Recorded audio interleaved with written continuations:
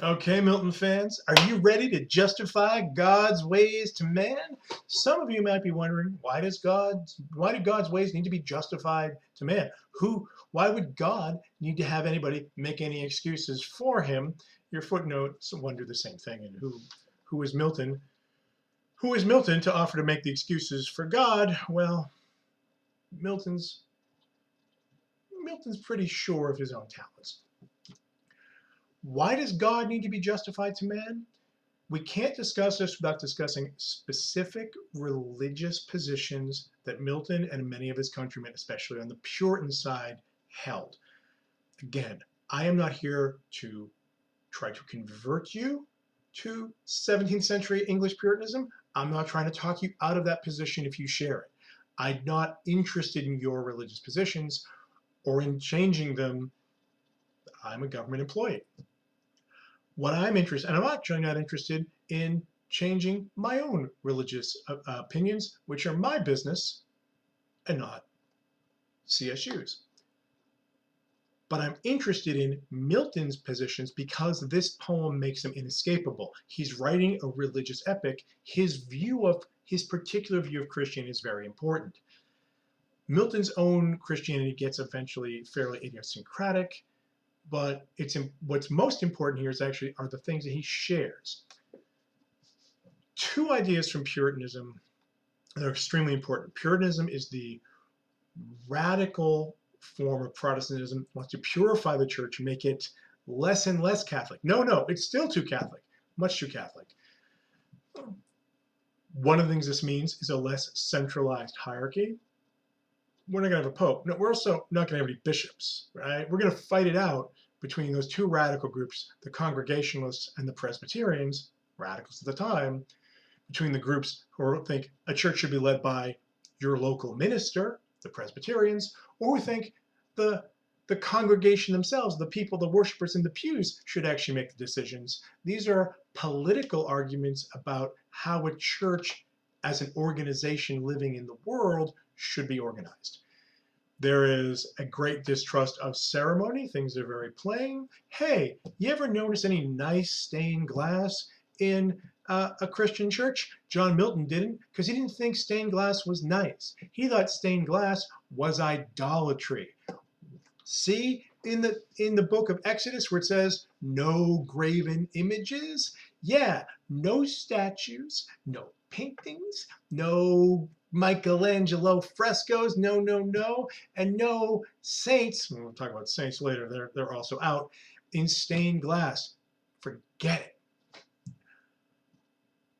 Plain, in English, less hierarchical. These are all kind of Milton religious and values, and by extension political values. The two Puritan ideas that really matter for this poem are these two. First, predestination. Both the dispute between Catholics and Protestants, which is about many things, stained glass, the Pope, what language the Bible should be in, was also very much about how one gets to heaven. How is a Christian saved? Among Protestants, there are also differences. Milton's position, and the position of most English Christians at this time, was in one form or another, was Calvinism, from the great French-speaking Swiss thinker John Calvin, which taught that, follow this with me now, God had chosen some people, a small minority, a tiny minority, to be saved, to be the elect. You see, God is omnipotent and God knows everything. So if some of us are going to be saved and some of us are going to be damned, God already knows which. This is the John Calvin logic. He knows which ones of us are going to be saved. And since he could certainly manage to save us if we wanted to be, if he really wanted, he could find a way. He must have picked who's going to be saved and who's going to be damned, mustn't he? I'm not arguing for this as a position. I'm explaining the logic. This means there's a very influential belief in a strand of Protestantism that Milton certainly shares, that God has picked a small elect, the term is elect, to be saved and go to heaven, while most of the rest of us are going to burn in terrible hellfire torture with the devil forever. You might not be enthusiastic about that. It's not about my position and yours. It's about understanding what Milton's position is. It's a small group, it's elect.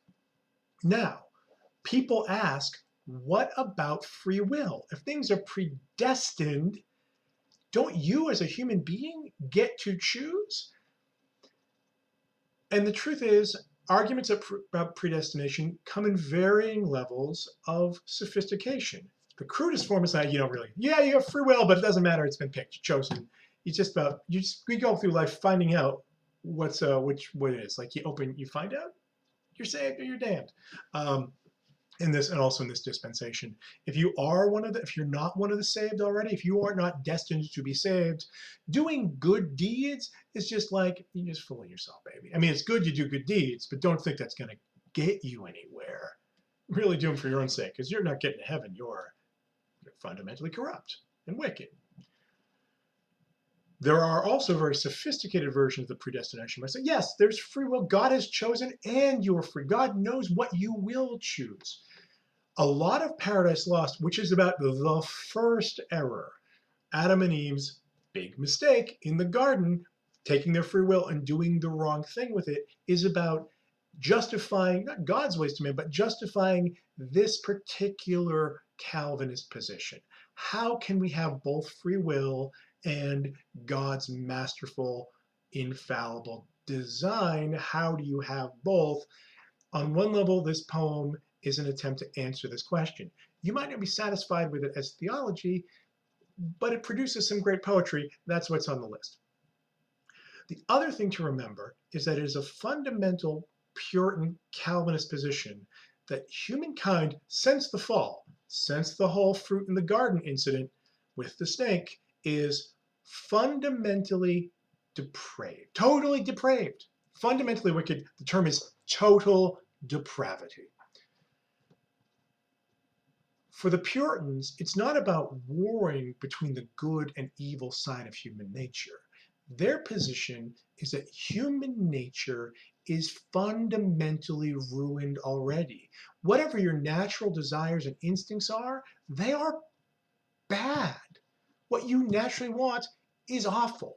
The only thing that can save you is an intervention by God to bail you out of this. If this sounds like 12-step to you, it is oddly like 12-step, because the 12-step program, the Alcoholics Anonymous program, descends in an indirect way from this particular strain of Christianity, which is still very much alive and well in American Protestant life. Milton believes in a form of Christianity which treats like all human beings the way AA treats alcoholics. You are powerless, you are wicked, your instincts are all wrong, you need your higher power to bail you out. In AA, you get to pick the higher power. In Milton, it's like, no, there's one higher power. You know who I'm talking about. You know exactly who I'm talking about. Don't be messing with those other higher powers. They're also forbidden in the Ten Commandments. Fair enough. Why this matters is when we're trying to understand how Milton understands Satan, Adam, Eve, all these biblical figures, remember that he makes a radical distinction between everything that happens before the fall and everything that happens after. It is notable that Milton's heaven in this poem is very much a monarchy, where God is king, emperor, unchallenged. On earth, Milton hates monarchy and sacrificed his career to fighting against it. How can this be? Is there some kind of self-deception or division here? No. It makes sense. Milton's position is what works in, there is a kind of religious position that says, as it is in heaven, so should it be on earth. Therefore, if we think that God is like a king, therefore, we should have kings here too. The Milton position is what works in heaven does not work on earth, because everything on earth is fundamentally filthy and wrong. We do it terribly. Having a monarchy in heaven is fine because the monarch is God. That's okay. He's God. Who you gonna trust? Having a monarch on earth is a terrible thing because it's a wicked, sinful person who's fundamentally depraved like the rest of us. He's a human being after the fall, can't be trusted. Not that particular king, he didn't like that particular king. Any king. Was Charles I a sinner? Sure. Was Charles II a sinner? Oh yeah. Or did Charles II follow good Judeo-Christian morality? No.